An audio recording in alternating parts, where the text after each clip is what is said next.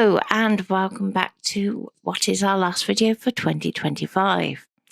Today I'm going to be unboxing the XP Pen Artist 12 third drawing display tablet.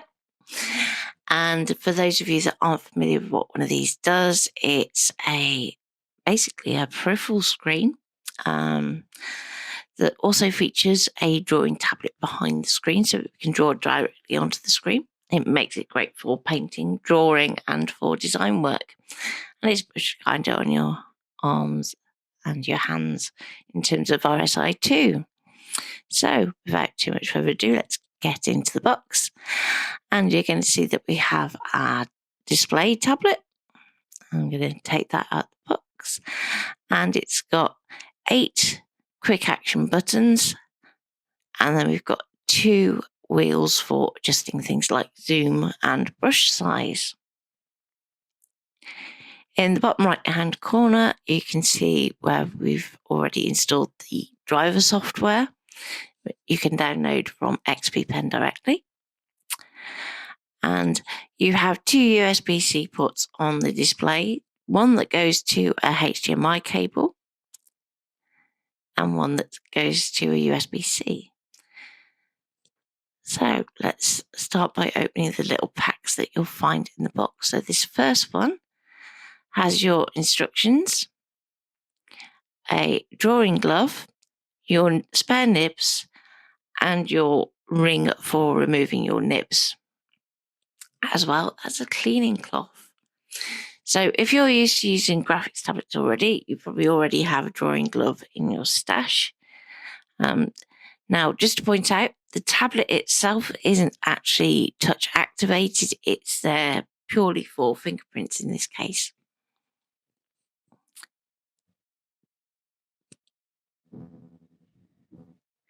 So next we have our pen. So let's take that out of its box.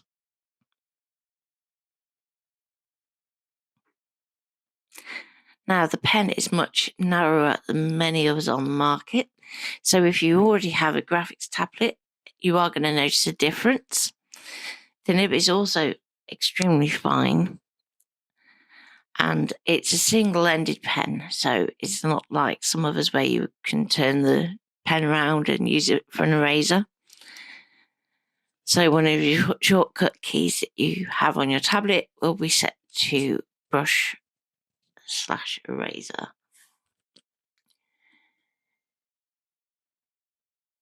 Here are those 2 cables that we can choose from. So you can see one goes to a HDMI and 2 USBs. One USB is for data, one is for power. And the other one is USB-C to USB-C. And you will need to have a appropriate USB-C port on your laptop that can handle DisplayPort and things like that for this to work.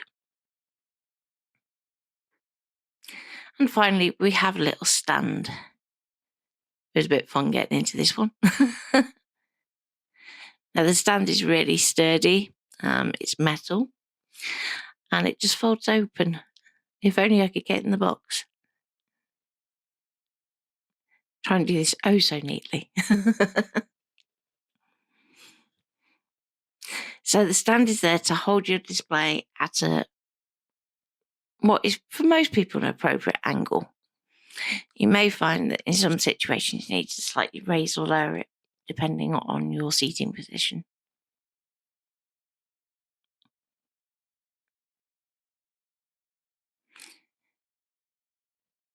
So the straight bit is going to go down towards your desk, and the 2 legs are going to come up and over, like so.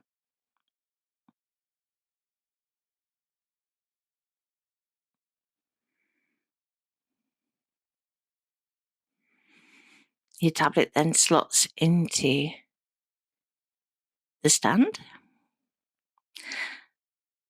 And then we can take the cover off the display. Now there is a magnetic grip at the top of the tablet that you can use for holding your pen, but there's no dedicated pen holder as such, which is different to some of the other makes on the market. So particularly if you've got Wacom, like I used to have, then you'll have a little holder for the pen for that. So it's something that I miss on this new setup. But I'm sure I will find something that's going to replace that very soon. So once we've got the cover off, you can see you've got quite a matte effect screen. Buttons click nicely, and the wheel has a lovely sensation to it that you can feel it's clicking through the various degrees.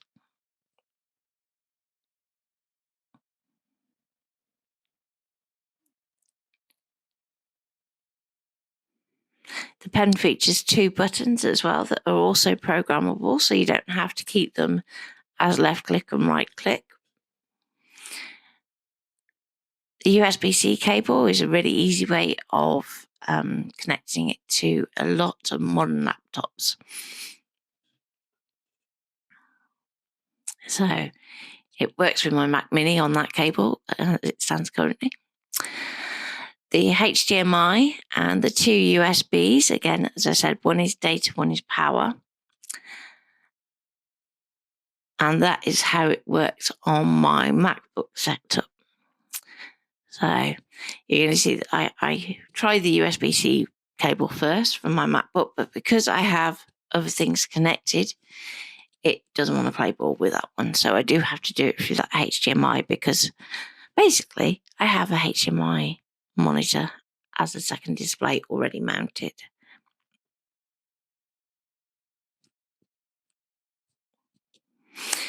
Our drawing glove, if you don't already have one, there's the time to open that and put it on.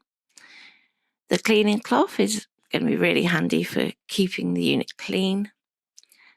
We want to avoid scratches, and the spare nibs, you get quite a few in a pack, so you've got about 10 to get you started.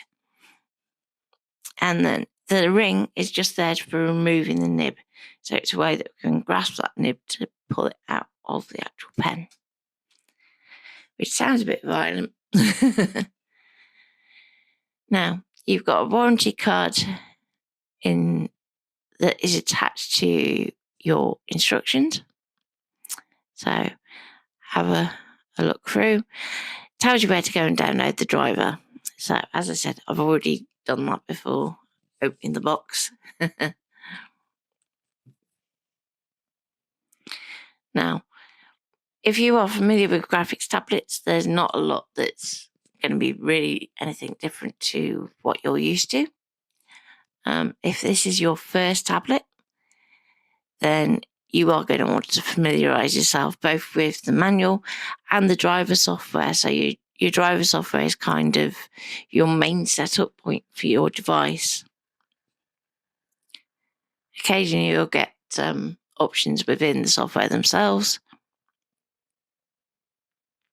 but most of the time you're going to be wanting to go back to that driver.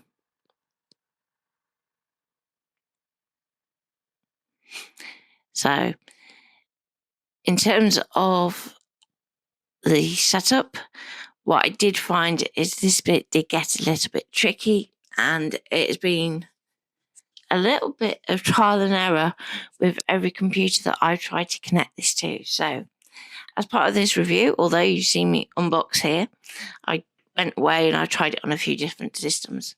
So at the moment, I'm connecting it to my MacBook and trying to use that USB-C. Going to find that that doesn't work very quickly.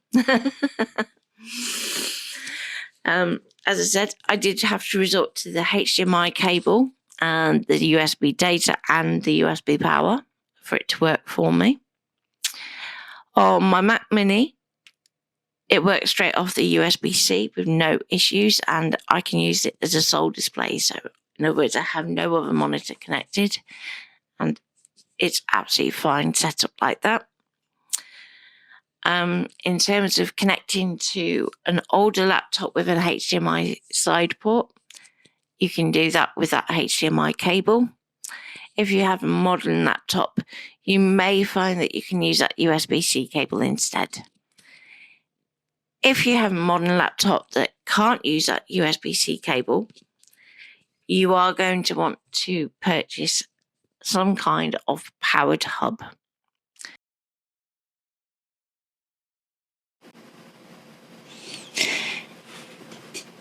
The setup that you are going to be using with your graphics tablet is going to be unique to your setup. So what I would say is it's not an easy one to set up, but once you get it right, you'll be fine. But that initial setup is going to make it feel like it's not going to work for you. So be patient with it, and you will find either via the USB-C or via the HDMI cable will work.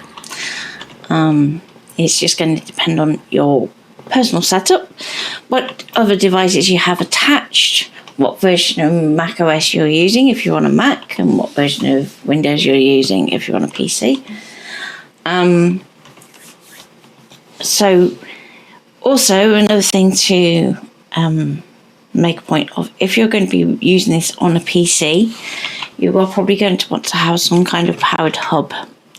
Same on the Mac if you want other devices connected. Chances are if you have a Mac though, you already have one, because they don't have a lot of ports in the first place. So you pretty quickly find that you need a USB hub with a MacBook in particular. So it's had lots of taken out of it, but yeah, to make it nice and thin. But on the other hand, it does make it a bit more difficult for you to connect items to it. So that's just something to bear in mind if you're thinking about purchasing a MacBook.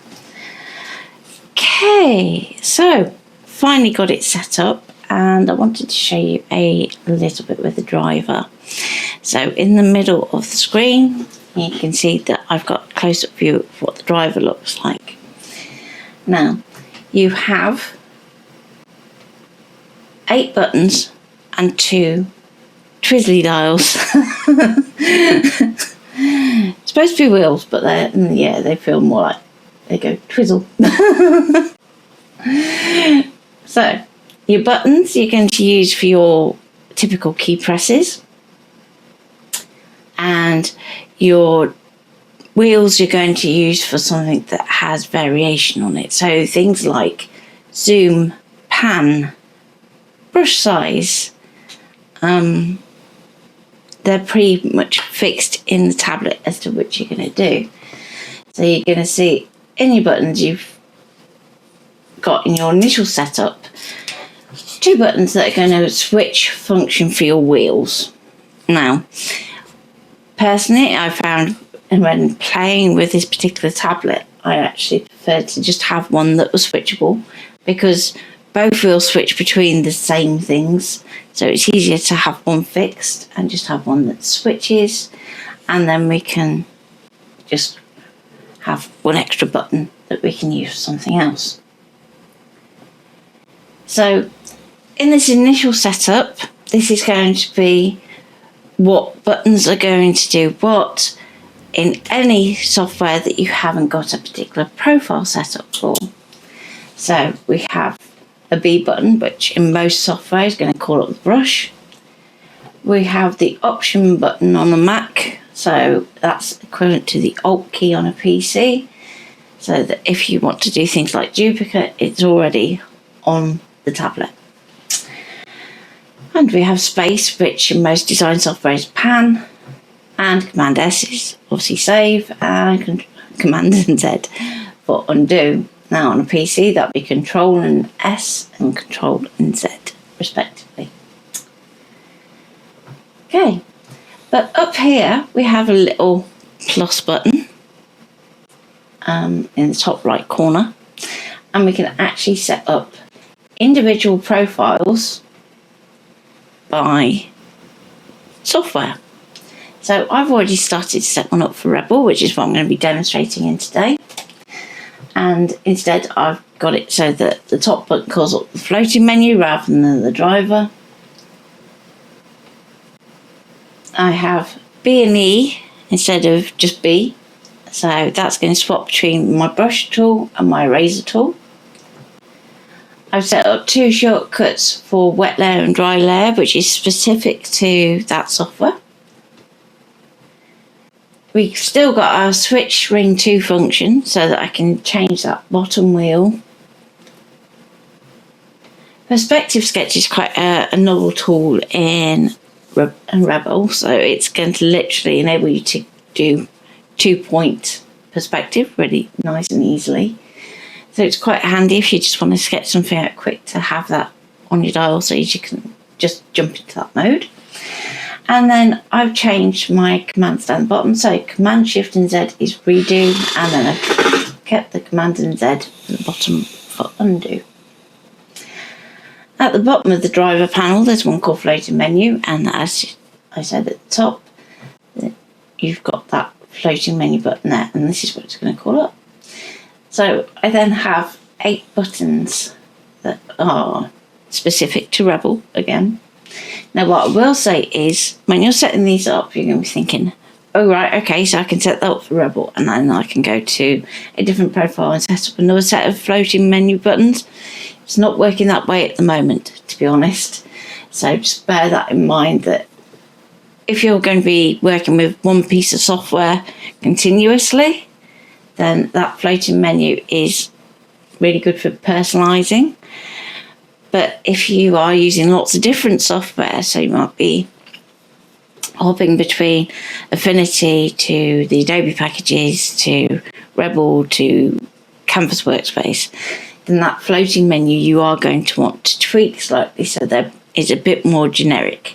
So where you have common key presses, they'd be really good in a floating menu. Second button in the driver, we have our pen settings. So this is where we can adjust things like the feel of the pen. So we've got some different profile settings here, and think of it as how soft or how firm the pen is. So if you think about if you're painting with a brand new paintbrush, still got some size in it, it's going to be quite stiff. You can have it so that it's like that if you want. Or if you prefer your paintbrush is much softer, then you can adapt your pressure curve to suit. When you're just starting out though, try and keep it just in this straight line until you kind of get the hang of how the pen feels. So if you're finding that you're struggling to get a lot of variation in the lower pressures, then you can adjust that curve to make it a little bit easier for you. It all depends on how much pressure you're putting through that pen. If you're finding that you're having to use a lot of pressure, you probably want to adjust it so that you're not having to transfer so much pressure to your screen, because it is still a screen. It's just got a graphics tablet underneath it. So if you think of it like a sandwich.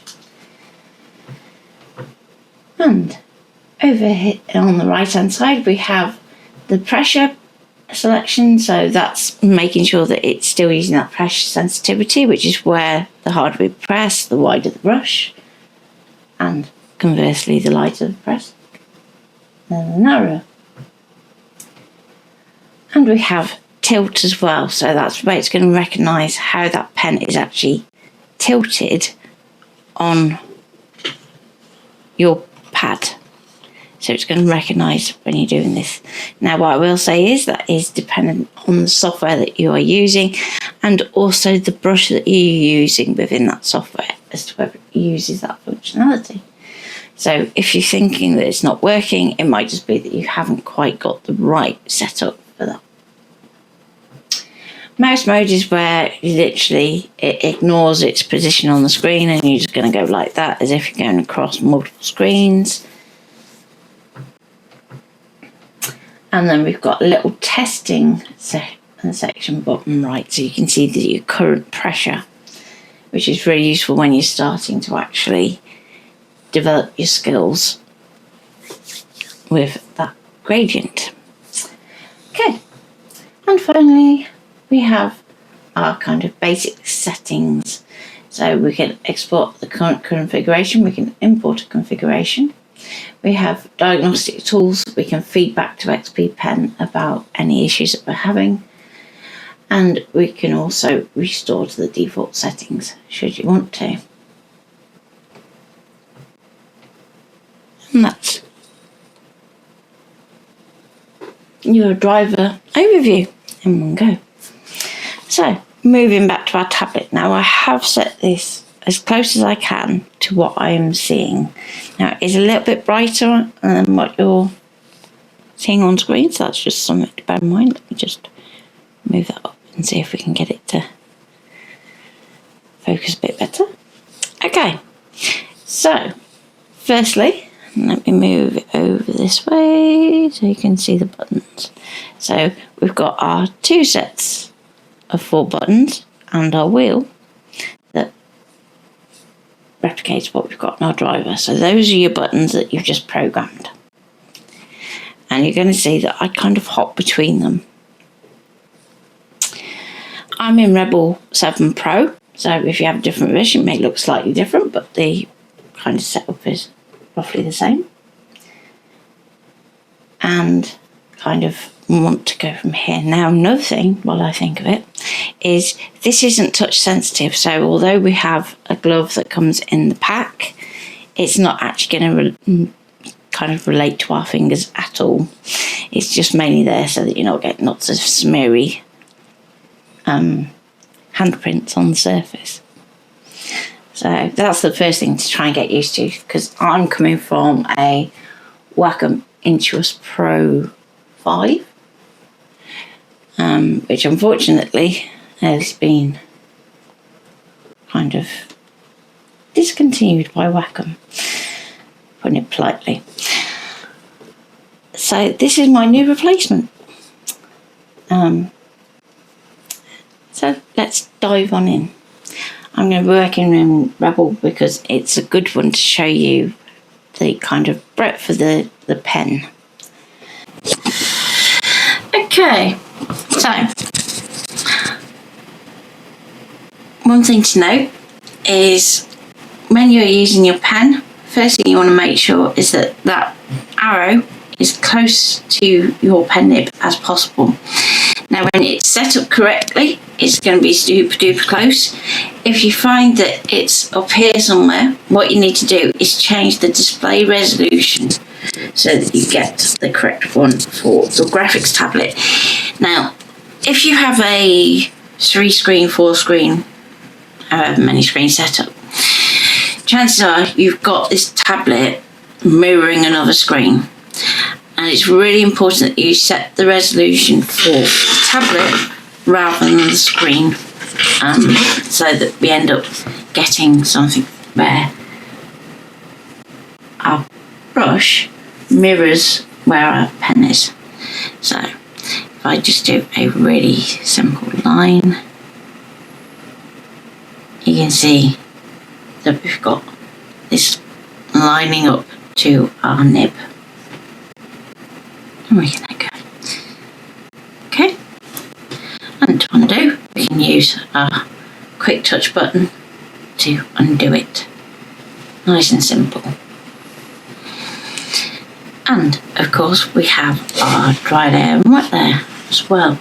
So we can use those to actually, let me just flick back to our little overview here so you can see. So we've got our wet layer and dry layer. So in our software, we're going to go wet the layer, and now when we paint, it's going to start to actually bleed and react. Now we have visual settings here that we can actually speed up that process a little bit more. We can have it so that it re-wets paint that's already there, and you can see now that we've sped that up, this reaction here is happening quicker. Okay, so far so good. And if I go lighter, you can see that that pen and the opacity is going to change. Now that is set by your brush settings. So if you just want it to control one or the other, just set up a new brush with how you want that to actually work for you. And you're going to want to do a little bit of a practice just to see how these things interact with the pen. It's really good to have practice. Now, one thing I would say, moving from the Wacom to this pen, first thing you're going to notice is how much thinner this pen is. So it's going to feel very different in the hand. It's lighter, it is more comfortable, to be fair. Another idea that I have put on my pen is, rather than having a space button on here in Rebelle, I've actually put it on my actual pen itself, so that if I want to, let's say, I'm going to zoom in like so. So this top wheel does my zoom all the time. I'm going to press and hold that button, and you're going to see that my pointer changes to a little 4-way arrow, and that means that I can pan round without having to touch anything else. I haven't got a faff with the keyboard, it's just on the pen and away we go. And you could do the same with the second button for Alt if you're finding that you're wanting to duplicate lots of things in, say, Affinity. And we can just go on in and just play with our brushes. And we can use different brushes too. And they are again going to feel quite different with our pen. So you want to practice with your brushes before you try and actually paint something, and you'll get used to how each of the pens kind of move.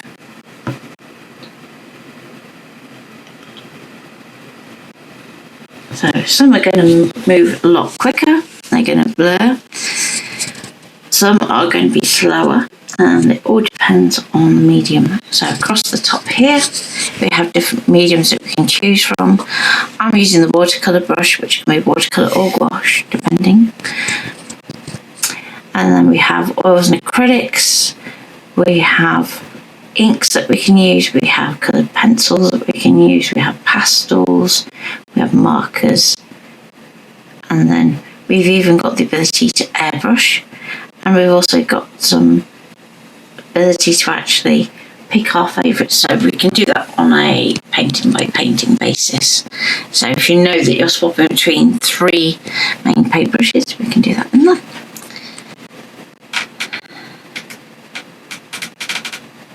Come on, there we go. Zoom out. I'm asking my computer to do a lot at the moment, so let's pop that there, and we can do multiple undos.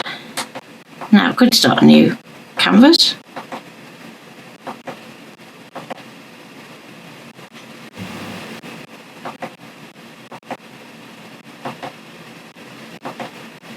There we go.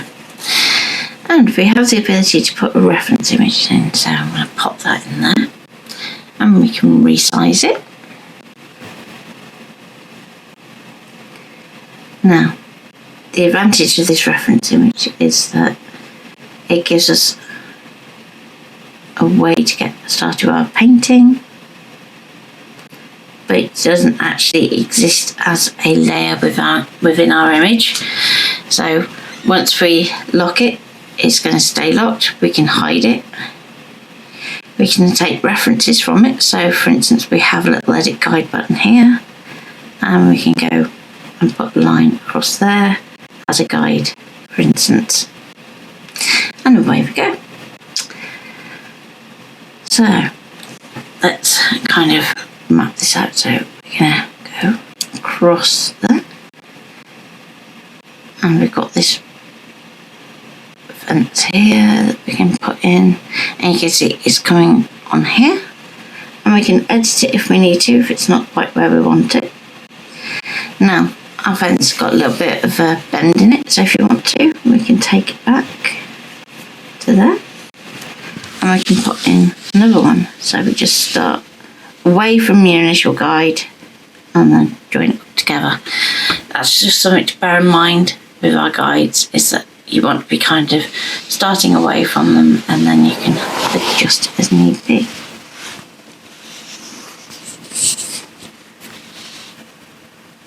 Let's just move that one up there. There we go. So you can see on our page here we have these very rough guides. Another way that we can actually work with our reference image is if I turn our edit guides off, you're going to notice that they stay on here. But then we can actually use our eyedropper in our reference image to actually pull up a colour. So this is really useful, particularly when you're learning about mixing colours within Rebelle, to actually be able to just eyedropper a colour and you know that it matches. So, like so. And then moving over here, we can then paint with that colour.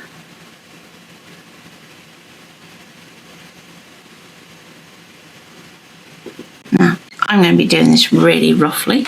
Let's make that a little bit bigger for you so you can see. There we go.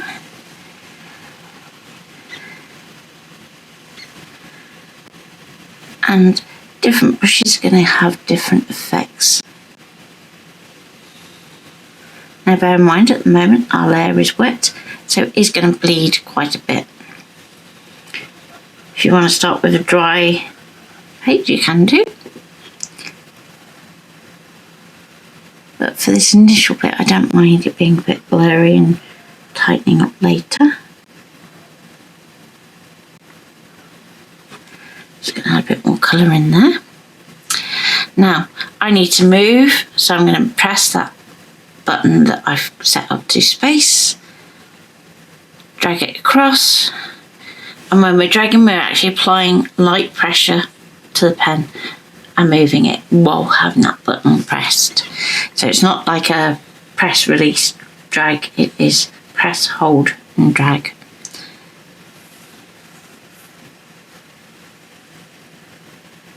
Now, what you're going to see is when you're painting at speed like I am here, there is going to be some lag, and that lag is going to depend on many different things. So the power of your system, what else you have open, what it's doing. So at the moment, obviously, I'm recording video at the same time. So it is working that a little bit harder.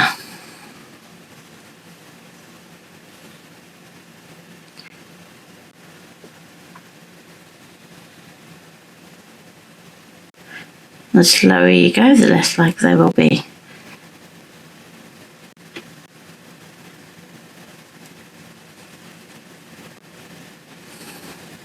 Now, that same colour is going to come in a line round here and stop there.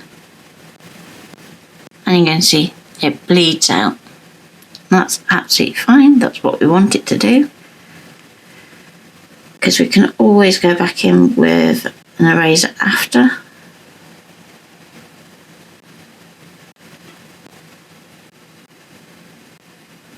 And you don't have to have perfect line work. It's very forgiving. So this isn't necessarily about staying within the lines, because as we add more colours over the top, you're going to find that that paint continues to move.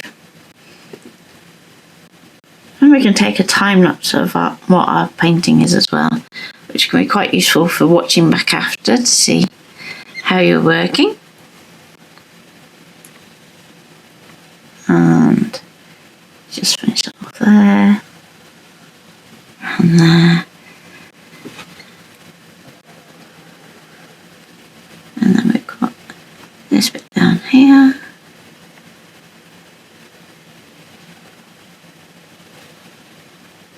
Fill in there. So it really is up to you how you want to work with that reference image, whether you want to create it as an identical replica, in which case you're going to be wanting to go between that eyedropper tool and your canvas more often, or if you just want to use it as kind of a mid-tone finder, and then you can build the colour up as you want to. So there's a little bit of yellow in here, so that's making actually match the car, and we can let that bleed out.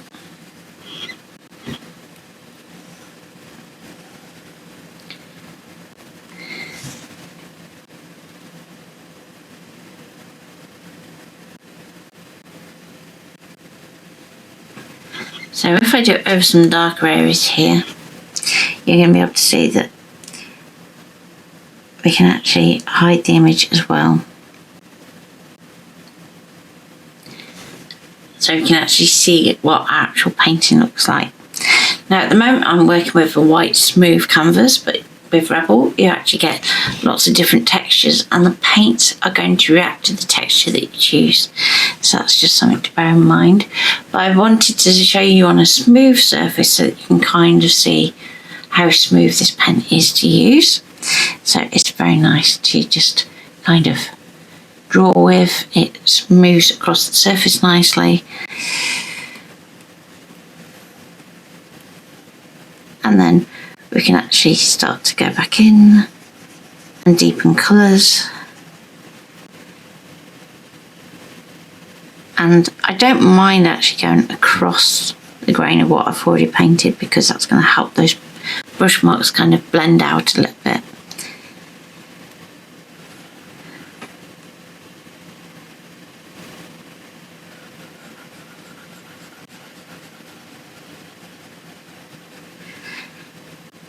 Now you could get some protective covers for your actual tablet, but over the brief time that I've been using it, I haven't really noticed the pen nib scratching, but that is something to be aware of, particularly if you're heavy-handed, like sometimes I can be, that you want to kind of set up your pen so you're using the least amount of pressure possible that you can achieve, and yet putting down enough pressure to actually get that colour to disperse. And when you're done with that initial kind of roughing out layer, we can then dry the layer using that fourth button. There you go. And that's kind of a whistle-stop tour of Rebelle and how a graphics tablet can help you with that. And onward to the next piece of software.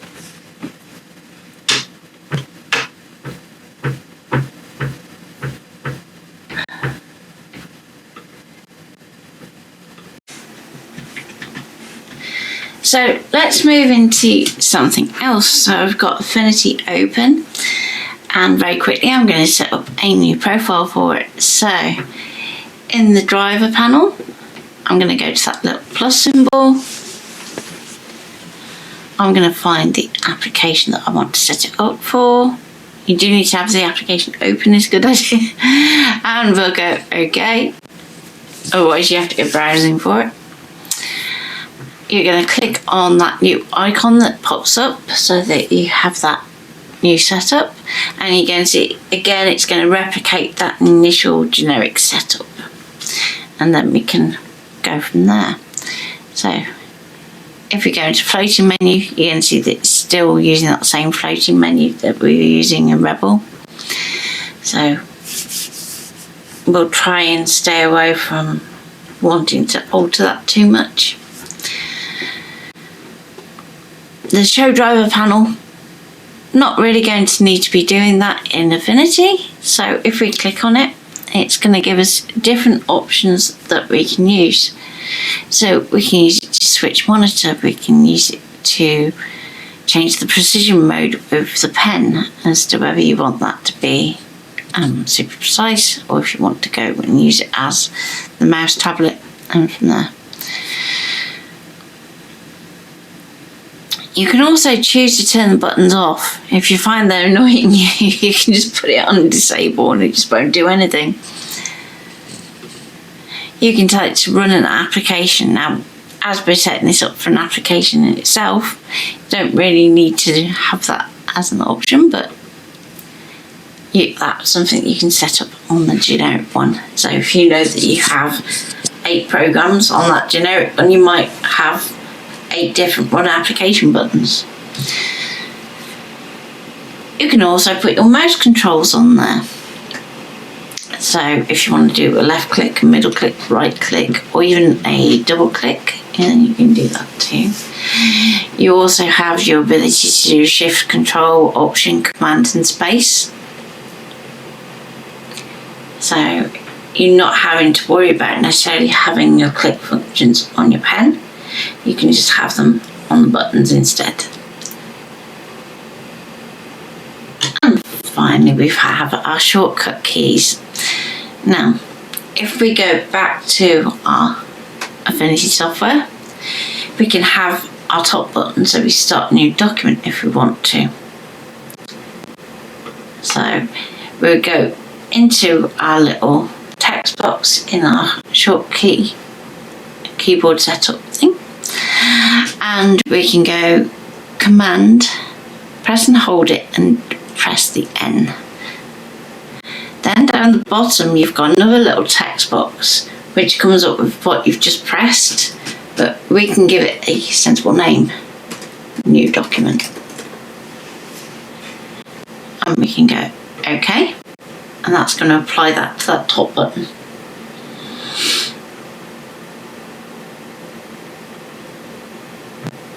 Now, next one, B. It's not really very useful, but here we go. So another thing is, if you think right, go in there and delete it, you're going to find that in actual fact all you're doing is adding that delete key as a shortcut. So you need to use the bin, press V, and it's going to put the V in that top and bottom, and we can go arrow. Okay. So when we have a tool, we can use that button to kind of go between the arrow and back to the tool that we were using, which is useful when we're drawing, editing, resizing, so on and so forth. Now, you're going to populate the rest of this depending on how you work with the software. So basically, you want to spend some time just working with Affinity, working out which functionality you're kind of using the most, and then you want to set those up to those keys. So far we've got new, we've got our arrow, then we've got two more buttons that we can play with, because remember we dropped that switch ring one function to just keep that as zoom. We are still going to want to set up the space bar on our tablet pen. So again, it doesn't need to be one of these. But what we do have in Affinity is we actually have 4 different profiles here. And that's quite useful to kind of have for F4 keys down the bottom. So if you do them in order, you've always got kind of a visual reference on screen for which order you've done them in. So if we hover over a button, it's going to tell you what key press you need to press to get that to swap. So in this case, the Vector Studio is F1. So we go to our little function here, shortcut keys, and we're going to type in there. Now, if you have the 2020 MacBook Pro, you have a little slider bar at the top rather than an actual function key. So excuse my arm if it gets in the way of the camera, because that's what I'm doing. I'm reaching across to my display bar and press and hold the function key to get the F1, F2, F3 up, and I'm going to tap on the F1 on the screen. Okay. Now, if we look at a normal Mac keyboard, you've got the F1 just here, but if we were to press that, we might try and change the brightness of our computer. So you've got the little function key down there. Press and hold that, tap F1, and you should get to the same point. And again, because F1 doesn't actually give us a clue as to what that is supposed to be doing, we can type in a name. So this would be the vector profile. And go OK. It'll then change in the driver, and we can do the same for the remaining buttons. So pixel is probably F2. There is F3, and camera AI is F4. So bin it, and then do your function F2. to, and that is your pixel. Okay, next one, minute, F3, and minute, and F4. Now, if you forget to change the name, it's really easy to just go in there and just tweak that. But for speed, there you go. I now have 4 buttons. They're going to flick between the app when it's active. So go in here. That way, basically, as you're changing between your different software, your driver is going to automatically change the setup for your buttons. So if you aren't clicked in your software, it's not necessarily going to press the right button to what you think, and it might not actually react the way that you expect. So make sure that you are clicked into the software, and then you can change between your different profiles. So you can see that it's cycling across the top. And it's having to think about it now because I've told it to go to AI. There we go. And there you go. That's a really easy way of kind of using those buttons to do something that you're going to be doing repetitively. So you've got options. You can set them up for things that you're doing repetitively or things that take time. So if you have a particular set of key presses that you need to do to be able to replicate a project that you're doing lots of. So case in point might be that you're filling a set of image boxes and you need to get them to all be the same zoom. Then you can actually set up a button that's actually going to do all those key presses for you in one press. So that's just something to bear in mind, that it's not just about necessarily the things you do lots. It can be the time consuming things that you want to save time on really quickly. Okay, and again, as you move through your different profiles, you're going to find different things are going to react to the same key press. So that's just something else to bear in mind. It won't differentiate in the driver as to which profile you're in up here. So if you've got something that kind of uses the same key press throughout those panels, it will use that same tool, for instance the text tool, but also if you've got a key press that does different tools across those profiles, it's not going to differentiate to know whether it should be using that or not. So it becomes more complex when you get into things like your shortcuts from your menus, which you can always find where they are. If you go into them, they'll have like a little key press here, and that kind of gives you your key press that you're then going to put into your software. So there you go. And how we work with the brushes within Affinity is pretty much the same as what we do in Rebelle. But also when we're working with a layout, for instance, we can still then go and draw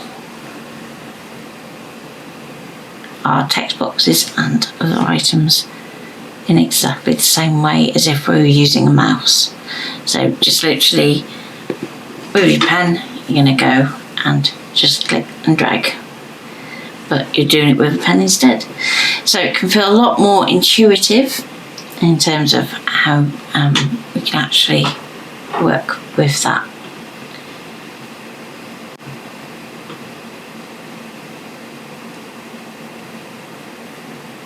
And for some reason it's being a bit dense today. Let's go with a new document. There we go. And let's start off with vectors. So if we've got let's go for basic shape. You're just going to tap, drag while pressing down lightly. There's no pressure actually needed, it's just that kind of contact, and then you can just lift up when you're ready. And that's the same for any of the shapes. So let's go down to the cloud tool, so you can kind of see that actually it takes really little pressure and you have quite a lot of control. It's a lot more natural way of working as a designer because you're used to having a pen in your hand rather than having a mouse that can put strain on all kinds of joints and muscles. So particularly if you have RSI issues, graphics tablets are really a boon. And when they break on you, you don't have to miss them. So, I'm going to do some artistic text, and in the same way, click and drag, and we can size and then just type as normal. So, blip. And we can still then edit in the same way. Now, one thing you might want to do is set up one of your remaining buttons as a shift button so that you can break proportion for items like this where it resizes in proportion naturally, or if you have some the other way around. Affinity is a bit novel in that kind of some things are going to size proportionally, other things are not. So it's handy having that shift button somewhere nearby just to kind of enable you to hop between the two modes really easily. Now let's go for pencil tool, and I'm not going to use the sculpt button.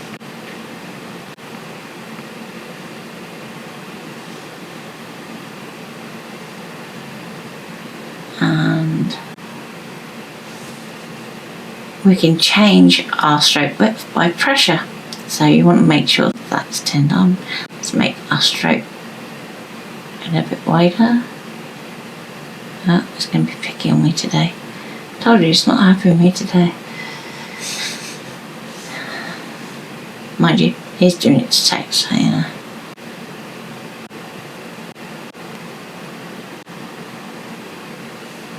Let's try that again, shall we? Right. So, what we need to do is, with your freehand tool selected, you're going to go to the little cog to the right hand side, and you have auto close, which is useful if you want to do close shapes always. So if you are creating for the scanner cut of the cutters, then you can control that in there. But underneath we've got controllers, so you can see that we've got different controllers for different elements of our pen work. So whether that's the defaults, automatic, so it kind of works it out for you. You have pressure, so that your pressure is going to control your line width. Velocity, so how quickly you are moving, is another item that you can actually use to control, say for instance colour or opacity. And then it have none, so because I'm swapping between two tablets, you've got none is going to be your default, so make sure that you set it to pressure and then it will work properly. There you go. So now that we have that set, a light pressure is going to give us a thin line, then as we get stronger it's going to draw a lot more thick pressure. Now at the moment that's only on the 7 point and we're zoomed right out, so if I by taking up that line width, the pressure we can see here, we can actually alter that after we've drawn. So you can see that with the pressure I've applied, it's still not giving me 100% of the line. So that's a good indicator for us wanting to adapt that gradient in the driver for affinity, so that we're getting our full pressure should be up here. So at the hardest that you push, you want to see that that line is getting up to there. So work with your gradient in your driver to actually build that up, so that you're not having to go really hard on your screen just to get a line width. And that kind of approach is going to work for most of your design software. So it's not necessarily always about having your line pressure. Sometimes it's just about being able to draw and work with shapes easier rather than struggling with a mouse. So that ability to just go, I'm just going to draw that like that. And we can do donuts like so.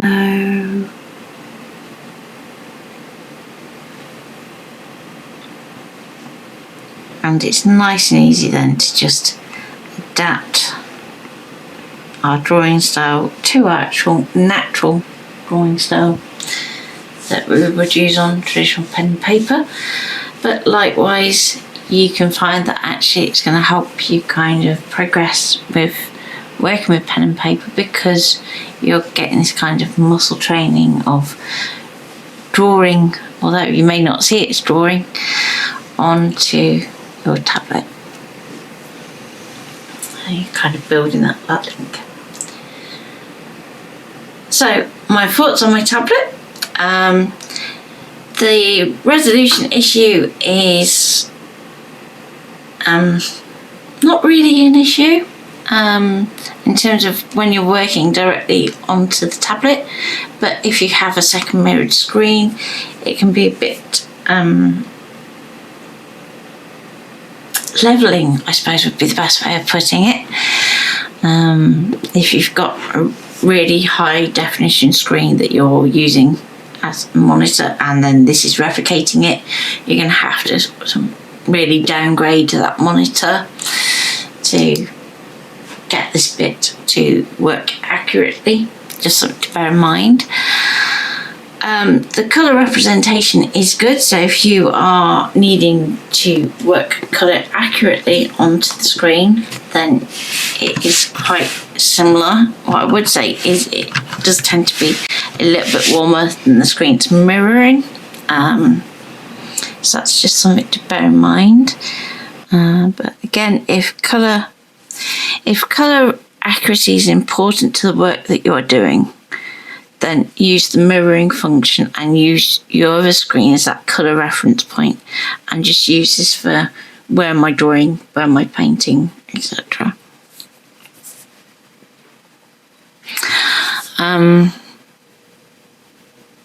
The setup is fiddly,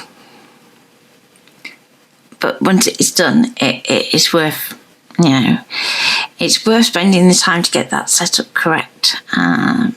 So don't rule it out as being no good for you as soon as you get it out of the box. It is going to take a bit of a learning curve, as with most tech things. But once you get used to that kind of process, then you will enjoy actually painting and working with the tablet. What I would say is, if you are a beginner, don't start with this tablet. You want to kind of get your training wheels first. So just go for a normal graphics tablet, no screen, and just get you used to actually moving the pen. And you'll get a lot of your teething issues out of the way on a much cheaper tablet. I mean, these days you really don't have to pay a lot of money for a graphics tablet. It's not like when I first started, where all graphics tablets were made by Wacom and they're extortionate. So, to make the use of the technology that is available, and then once you're ready to progress, then this is kind of your next step up. and it's a really good size. So even when I'm painting on huge canvases on here, I don't really notice that it's small, because we've got that ability to zoom in and out directly on the tablet.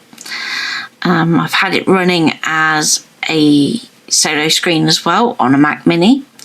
So again, it doesn't have to be that you have multiple screens. If you just want to have one screen and this is your screen, then it's not going to feel that it's too small and cramped.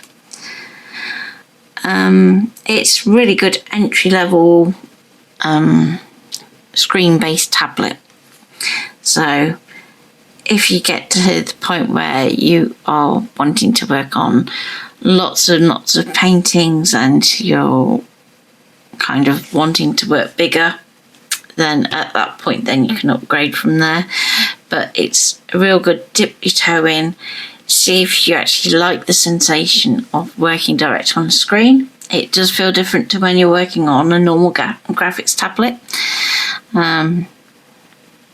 Initially I found the graphics tablet easier, and then I kind of made the switch when I was using my Apple Pencil. So there's another good option for you, is playing with an Apple Pencil on an iPad, which you can also connect to your Mac. So there you go. There are a few things that are missing, I would say, in terms of the hardware and in terms of the software. So the software, that ability to have different floating menus would be fantastic, and it really would kind of seal the deal with how useful the buttons can be, so that we can actually have individual setups. So that may be something that comes in the future. It's something that I've requested, and I'm sure others have too. In terms of the hardware, one thing that I do miss is an actual proper stand for the pen and the spare nibs and the little ring to change your nib. So coming from the Wacom, that has literally a stand which unscrews to reveal your spare nibs, the ring, and it's all in one kind of unit. It supports the pen so that the weight isn't on the nib. And thank you. Ably provided by my little assistant. So this is the Wacom one. Pen goes in here, unscrew that, and we have nibs and the little changing ring. So something like that would again be a real boon. There is a magnetic strip on the top of the tablet to hold the pen, but what I would say is it can be a bit temperamental, and sometimes you'll hear the pen just drop. Which obviously, when it's something that is not necessarily a budget item, shall I say, you don't really want to be hearing bits dropping and potentially damaging themselves. The nibs are very dainty, so if I compare to the Wacom one, pull up. So if I pick a black nib here, so this is the Wacom one. And now let's see if I can get just one of these so you can see nice and clearly. There we go. Just one. Let's see if I can get it to whittle down a bit. There we go. You can see the size difference is quite something. So that's just something else to look for. So my Wacom has lasted 10 years? Yeah. No, 12. 11 years. And it's only on its second set of nibs. So that is just something to bear in mind, and how easy it is to get these replacement nibs as well. I haven't looked into yet. But there you go. But aside from those little niggles. It's really well built in terms of both the stand and the tablet itself. You have lots of connection options that you are bound to find a way that suits your setup, whether that's HDMI or via the USB-C. Personally, on my MacBook, it won't work with the USB-C. It has to use the HDMI, but that's because I have an HDMI monitor, try and say that quick, already connected, so it can't do two different forms of the video connection. So that's, again, something that might sway you to a different tablet. But again, I had this running on the USB-C on the Mac Mini just fine. And as I said, it was as a standalone monitor. So, horses for courses. It does have a separate power input if you're using the HDMI as well as the data connection. So if you're finding that you're not getting enough power, you can give it a little bit of a boost. If you're not getting enough, it will flicker or may not connect at all. So just something to bear in mind, that you potentially need two USB-A ports to use that HDMI cable, whereas USB-C just uses one USB-C.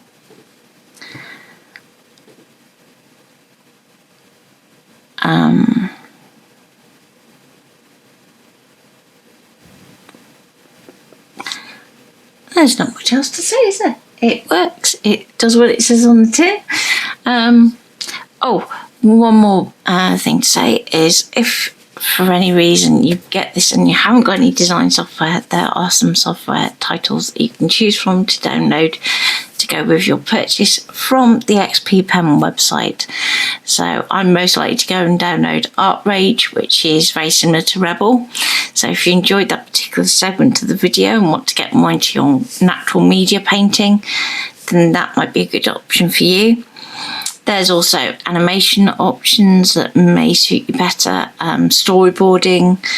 So do have a look. You can only choose one title, so kind of do your research would be my advice on that one before downloading.